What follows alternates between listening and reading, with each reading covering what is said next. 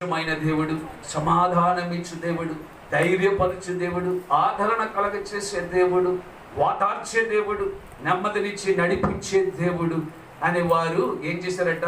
నమ్మారు, రుచి చూచారు. తల్లి కూతురు ఇద్దరు కూడా ఒకే సాక్ష్యాన్ని ప్రపంచమంతా తిలకించేటట్టుగా ఎందరో విలేకరులు అడిగిన ప్రశ్నలకు వారిద్దరూ నిలబడి ధైర్యంగా వారు సమాధానాన్ని చెప్పగలిగారు. ఆ ఘనత, మహిమ, ప్రభావాలు ఎవరికి కలగాలి? ఎవరికి కలగాలండి? మాట్లాడదాం. ఎవరికి కలగాలి? ఆ ధైర్యం ఎక్కడి నుంచి వచ్చింది? ఆ నమ్మకం ఎక్కడి నుంచి వచ్చింది? ఆ విశ్వాసం ఎక్కడి నుంచి వచ్చింది? వారు చదువుతున్న గ్రంథం, వారు నమ్మిన దేవుని యొక్క శక్తి ఎలాంటిదో వారు నమ్మారు, విశ్వసించారు, హృదయాల్లో దాచుకున్నారు. వారు దేవుని కొరకు కష్టకాలంలో, దుఃఖ సమయంలో కూడా వారు వెనుకడుగు వేయకుండా, వారు వెనక్కి తిరిగి చూడకుండా వారు నమ్మకముగా దేవునికి సాక్ష్యం ఇవ్వటానికి వారు తెలియజేశారు. అది ఎప్పుడు జరిగిందో నాకు తెలియదు, కానీ ఆ క్లిప్పింగ్ నాకు వస్తే నేను చాలా ఆశ్చర్యపోయాను. అసలు అది హత్య లేకపోతే ప్రమాదమా? లేదు. క్రైస్తవ సమాజం అంటే పెద్దవాళ్ళు చెప్పారు, పిల్లలకు మాట చెప్పన్నారు, నువ్వు యోసేపు కంటే గొప్పవాడవా? అబ్రహాము కంటే నువ్వు గొప్పవాడవా? ఇస్సాకు కంటే నువ్వు గొప్పవాడవా? ఈ సమరస్త్రీ మండుటెండలో 12 గంటల సమయంలో యాకోబు బావి దగ్గర ఆ వచ్చిన వ్యక్తిని చూచి ఈమె ప్రశ్న వేస్తా ఉంది, నువ్వు ఈ లోకంలో గొప్పవారు ఉన్నారు, వారి కంటే నువ్వు గొప్పవాడువా అని యేసయ్యను ప్రశ్న వేస్తా ఉంది. ప్రశ్న వేస్తావంటే ఆయన ఏం చెప్తున్నాడమ్మా? చూడండి, ఆయన ఏం చెప్తా ఉన్నాడు. వచ్చిన వదిలేశారు అని ఆయన అడిగాను. అందుకే యేసు, ఈ నీళ్లు తాగు ప్రతి వాడును మరలా కొంతసేపటికి ఏమవుతుందట? దప్పికొనడు. కానీ నేనిచ్చిన నీళ్లు త్రాగువాడు అన్నను దప్పికొనడు. నేను వానికి ఇచ్చి నీళ్లు నిత్య జీవమునకై వానిలో ఊరడి నీకు గొప్ప ఉందని ఆమెతో చెప్పాను. దేవునికి స్తోత్రం, దేవునికి స్తోత్రం. హల్లెలూయా. పోయిన వారు మనం జ్ఞాపకం చేసుకున్న వాక్యం మీకు అందరూ జ్ఞాపకం ఉంది. యెషయా గ్రంథంలో, నేను మిమ్ములను నీరు పారు తోటగా, ఆ తోటలో పచ్చగా చక్కగా మంచిగా ఆ వృద్ధి చెందే మొక్కలుగా నేను నిన్ను ఆశీర్వదించబోతూ ఉన్నాను అని దేవుడు యెషయా ద్వారా ఇశ్రాయేలులకు ఇచ్చిన వాగ్దానం, యూదులకు ఇచ్చిన వాగ్దానం, యూదా జనాంగానికి ఆయన 12 గోత్రాలతో యెషయా ద్వారా మాట్లాడిన మాటలు ప్రియదేవుని బిడ్డలారా ఈ రోజు సందర్భ సహితంగా ఈ రోజు మనం జ్ఞాపకం చేసుకుంటున్నాం. అమ్మా, నువ్వు ఇచ్చిన నీళ్లు తాగితే మరి కొంతసేపటికి దాహం, కానీ నేను ఇచ్చిన నీళ్లు తాగితే వారి తాగడమే కానీ వారి జీవితంలో ఎందరూ ఏం కొనరట? తప్పుకొనరు. ఏటా? జీవాహారం. చెప్పాలి, జీవాహారం ఏంటి? నీ చేతిలోని నా చేతిలో ఉన్న వాక్యమే, బైబిల్ గ్రంథమే. అది దానిని తాగాలి, దానిని తినాలి, దానిని భుజించాలి, దానిని అరిగించుకోవాలి, అర్థం చేసుకోవాలి, అవలంబించుకోవాలి, హృదయంలో రాసుకోవాలి, దాచుకోవాలి, వాటి ప్రకారంగా నడుచుకోవాలి. అప్పుడు ప్రియ దేవుని వెళ్ళారా, నీ చేతిలో గ్రంథంనైనా తీసేవచ్చు, నీ చేతిలో ఉన్న గ్రంథాన్ని తీసేవచ్చు, కానీ నీ హృదయంలో ఉన్న మాటను, పాటను, ప్రార్థనను, సాక్ష్యములను, వేదనను ఎవరైనా తీసేయగలరా? మాట్లాడదాం. ఎవరైనా తీసేయగలరా? భర్త భార్య మనసులో ఉన్నది తీసేయగలరా? భార్య భర్త మనసులో ఉన్నది తీసేయగలరా? తల్లిదండ్రులు పిల్లల తాలూకు ఆత్మీయతను తీసేయగలరా? బిడ్డలు లేక తల్లిదండ్రుల తాలూకు ఆత్మీయతను తీసేయగలరా? తీయాలి. ఎందుకంటే ఇది జీవజల ఆహారం అంటూ ఉన్నాడు దైవభక్తుడు. ఇది జీవజలం అంటున్నాడు. ఇది ఆకలేసేటప్పుడు తినటమే. ఇర్మియా అంటాడు కదా, దేవా నీ మాటలు నాకు దొరకగా, చెప్పాలి, దేవా నీ మాటలు నాకు దొరకగా నేను వాటిని ఈ చెవుల నుంచి ఈ చెవుల నుంచి వదిలేస్తున్నాను. అలాగనుందా? నేను వాటిని ఏం చేస్తున్నాను? భుజించి తిని. దేవా నీ మాటలు నాకు దొరకగా నేను వాటిని తినేస్తున్నాను, నేను భక్షించేస్తున్నాను, నేను తినేస్తున్నాను, నా కడుపు నింపేసుకుంటున్నాను. దేంతోటి? బిర్యానీ తోట, తందూరి చికెన్ తోట, దమ్ బిర్యానీ తోట. దేంతోటండి? నీ మాటలు అనే ఆహారము చేత నా కడుపును, నా మనస్సును, నా హృదయమును నేను నింపుకుంటున్నాను, భుజించేస్తున్నాను అంటున్నాడు. యేసుకేలుతో దేవుడు మాట్లాడుతున్నాడు, నరపుత్రుడా నీ నోరు బాగుగా తెరువుము. ఏమంటున్నాడండి? నరపుత్రుడా, నీ మాటలు నీ నోరు బాగుగా తెరువము, నేను నా వాక్కు చేత దానిని నింపెదను. ఇది మన అందరికి వర్తిస్తుందేమో. ప్రార్థన చేయని వారికి, సాక్ష్యం చెప్పని వారికి, పాట పాడని వారికి ఇది ఒక గుణపాఠం. మనలాగే భయపడిపోతా ఉన్నాడు హిజ్కియా ప్రవక్త. అంటున్నాడు, హిజ్కియా, ఇదిగో నువ్వు నీ పని అయితే నోరు తెరవడమే. నువ్వు ప్రార్థనకై నోరు తెరుస్తావు, పాటకే నోరు తెరుస్తావు, హెచ్చరికలకే నోరు తెరుస్తావు. దేని కొరకు నా సన్నిధిలో నువ్వు ధైర్యంతో నోరు తెరు. అక్కడ పాటే పాడాలో, ప్రార్థన చేయాలో, వాక్యమే బోధించాలో, సువార్త చేయాలో, సాక్ష్యమే చెప్పాలో, అది చూసుకునే పని నాది అంటున్నాడు దేవుడు. మందిరము తప్ప, కూటం దగ్గర తప్ప, ప్రార్థనలో తప్ప, బయటను ఎక్కడైనా సరే ఏం చేస్తున్నామండి? మనం ఏం చేస్తున్నామండి? స్వరంగంలో నోరు తెలుపుతాం. కానీ లోపలి నుంచి వచ్చేవని ఎలాంటి మాటలండి? ఏమండి ప్రసాద్ గారు, ఎలాంటి మాటలు వస్తున్నాయి? అది నోరు, మాటలు, వాక్యం, ఇదంతా కూడా దేవుని బిడ్డలారా, దేవుని కొరకు నువ్వు తెరిస్తే ఊహించని రీతిగా అద్భుతకరంగా దేవుడు తన దాసుడైన నిన్ను, దాసురాలైన నిన్ను తన నామ మహిమార్థమై దేనికో ఒక దాని కొరకు దేవుడు నిన్ను వాడుకుంటాడు. లోక సంబంధంగా తప్ప పర సంబంధంగా దేనికో ఒక దానికి ఆయన పరిచర్య కొరకు వాడుకుంటాడని దేవుని యొక్క లేఖనాలు తెలియచేయబడతా ఉన్నాయి.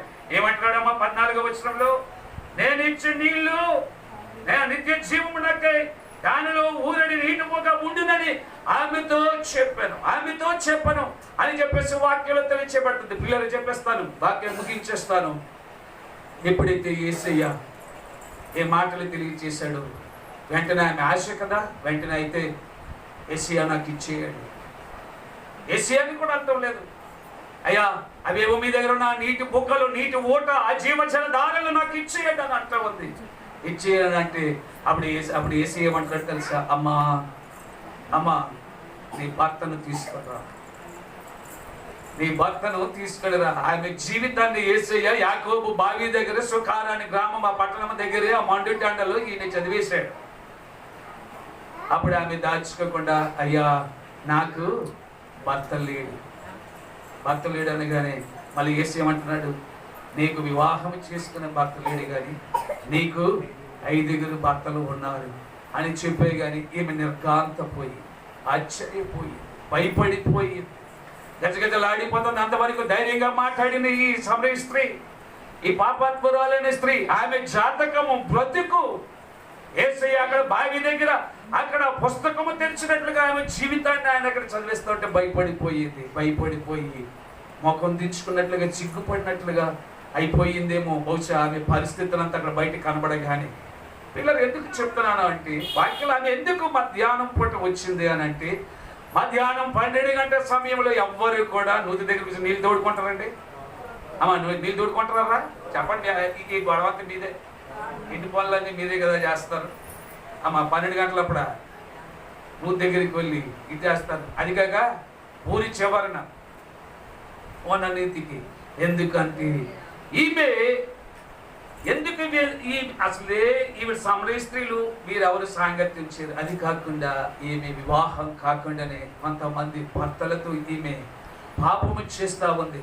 కనుకనే ప్రియదేవుడు ఆ సమయాన్ని ఎంచుకుంది. ఆ సమయం ఎందుకు ఎంచుకుంది అంటే, ఆ మధ్యాహ్నం 12 గంటల సమయం అప్పుడు ఏ ఇంటి ఇల్లాలు కానీ, స్త్రీ కానీ, సహోదరి కానీ ఆ సమయంలో నీటి బావి దగ్గరకు వచ్చి నీళ్ళు తోడుకోదు. ఆ సమయంలో అందరూ ఎండకు భయపడి తలుపులు వేసుకుని లోపల ఆయన విశ్రాంతి తీసుకుంటారు, ఎవ్వరూ ఉండరు. ఆ సమయము ఈవిడికి అనుకూలంగా ఎంచుకుంది.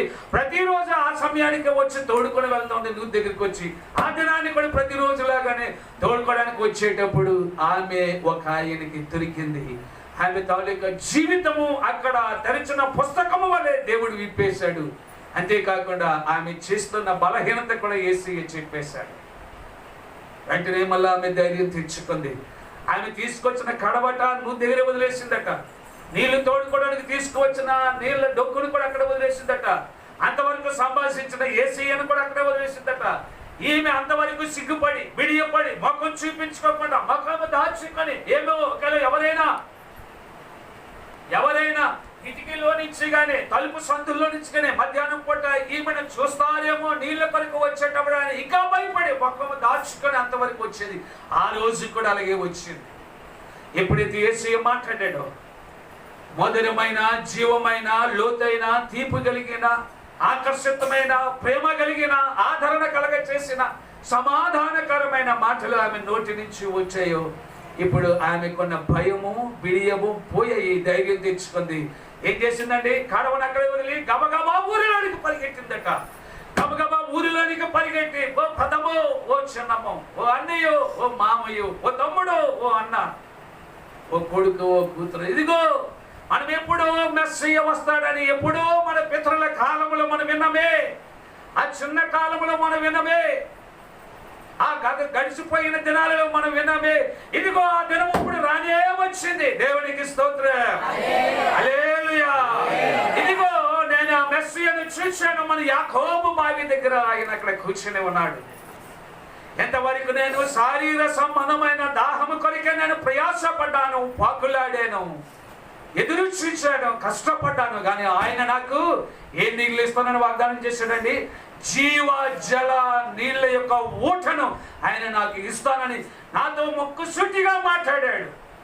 ఆయన ధైర్యపరిచాడు, ఆదరణ కలగ చేశాడు, భద్రాన్ని ఇచ్చాడు, నాలో ఉన్న సిగ్గును భయాన్ని తీసేశాడు.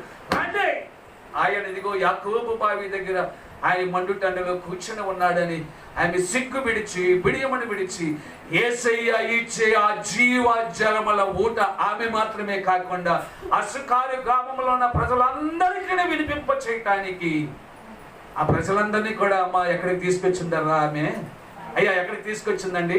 యాకోబు బావి దగ్గరికి తీసుకుని వచ్చింది. ఈ మాట చెప్పి నేను ముగిస్తాను. ఈ మధ్యాహ్నం కలిసి మేము పెద్దలారా, తల్లులారా, తండ్రులారా, తోబుట్టువులారా, బాప్తిస్మాన్ని తీసుకున్నాము.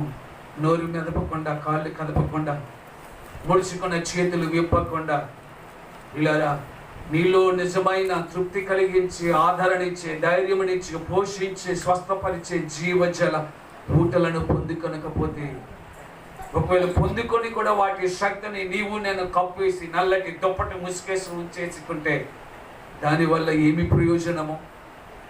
అక్కడ ఏసీ అంటాడు మరొకసారి సందర్భం సహితంగా ఏంటట? ఎవరును దీపమును వెలిగించి ఎక్కడ పెట్టరు? మంచం కింద కానీ, చెప్పాలి, మంచం కింద కానీ, కొంచెం కింద కానీ పెట్టరు. కానీ ఇంటి వారందరికీ ఏమి ఇవ్వడానికి? ఇంటి వారందరికీ వెలుగునివ్వటానికి దానిని తీసుకుని వచ్చి దీపాన్ని ఎక్కడ పెడతారు? దీపస్తంభం మీద ఎలా పెడతారు? పిల్లలు అక్కడ అంటున్నాడు, ప్రవక్త అంటున్నాడు, దేవుడు నిన్ను ఒక జ్యోతిగా, మన భాషలో మాట్లాడుకున్నామా, ఒక క్రొవ్వొత్తిగా, ఒక వెలుగునిచ్చి క్రొవ్వొత్తుగా, ఒక బుడ్డిగా, ఒక దీపపు బుడ్డిగా, ఒక లైట్గా, వెలుగునిచ్చేదిగా నువ్వు ఆయన కొరకు వాడబడితే నీవు నీ కుటుంబము నీళ్లు పారు తోటలో, మరొకసారి చెప్పనివ్వండి, నీళ్లు పారు తోటలో నాటబడిన మొక్క అది వాడిపోక, మాడిపోక, వంగిపోక, నలిగిపోక, అది చక్కగా ఎలాగూ పెరిగి పెద్దదై తన కాలము వచ్చేటప్పుడు చక్కగా ఎలాగో ఫలములిచ్చి అనేక మంది ఆత్మీయులను, దైవ బిడ్డలను, దైవజనులను, నీ యొక్క స్నేహితులను, అభిమానస్తులను, దేవుని ఎరగని వారి అనేకులకు అది ఎలాగ ఉపయోగపడుతుందో దేవుడు నిన్ను అలాగ నీరు పారు త్రోటలో నిన్ను నన్ను దేవుడు ఈ అంత్య దినాలలో, ఈ చివరి దినాల్లో దేవుడు నాటాడు. ఇచ్చిన దానిని నువ్వు కప్పేసుకొని, ఇచ్చిన దానిని నువ్వు పలకకుండా నోటికి తాళం పెట్టుకొని, ఇచ్చిన దానిని నీ హృదయంలోనూ నీ కడుపులోనూ దాచుకొని అలాగూ లోపట దాచేసుకుంటే దానివల్ల ఏమి ప్రయోజనము? దానివల్ల ఏమి లాభమో? నీకు ఏమి లాభమో? దేవునికి ఏమి మహిమ? కానీ దేవుడు అంటున్నాడు, ఆ మధ్యాహ్నం పూట జీవ జల నీటి ఓటను ఆ పాపాత్మరాలైన సమరయ స్త్రీకి ఇవ్వటానికి ఆ మండు టండలో ఎలాగో ఎంచుకొని యాకోబు బావి దగ్గరికి వచ్చి ఆమె జీవితాన్ని మార్చాడు యేసయ్య. ఆ పొందుకున్న జీవ జలముల యొక్క మాధుర్యాన్ని ఆమె మాత్రమే తన చీరలోనూ కొంగులోనూ దాచేసుకొని ఉంచుకోకుండా ఈ వార్త సుఖారి గ్రామంలోనికి వెళ్ళిపోయి పెద్దలను, చిన్నలను, స్త్రీలను, పురుషులను, వృద్ధులను, నడివేసుకోగలిగిన వారిని, యవనస్తులను, బాలబాలికలను, చంటి పిల్లలను, తల్లులను, చివరికి గర్భిణీ స్త్రీలతో సహా ఆ యాకోబు బావి దగ్గరికి తీసుకుని రావటమే కాకుండా రాబోయే మెస్సయ్య వచ్చాడనే వార్తను చెప్పి యేసయ్యను చూడగలిగిన అదృష్టాన్ని, అనుభవాన్ని, కృపను ఆ గ్రామం అంతటికి కూడా ఆవిడ కలగ చేసింది. ఆమె తాలూకా సాక్ష్యము